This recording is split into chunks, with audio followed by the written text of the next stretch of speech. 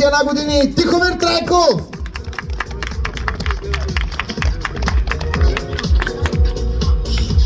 Нашия републикански шампион по хвърляне на чук.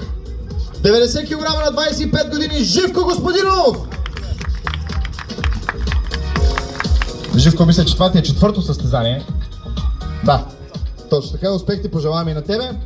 Под номер 6 от град Бургас, 120 кг на 27 години Станислав Стойков.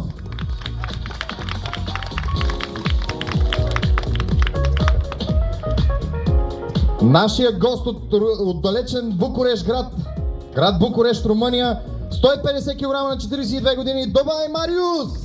Аплодисменти за него.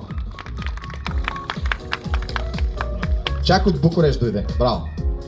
И под номер 8, 92 кг, 45 години Джовани от град Букурещ. Късмет пожелаваме на Джовани. Скъпи приятели, следващите дисциплини, които ще можете да наблюдавате, са именно дърпането на бус 3 тона и половина, мъртва тяга с ето този автомобил 350 кг горе-долу, логлив щафета ще имаме 100 плюс 120, щафета кобилица 300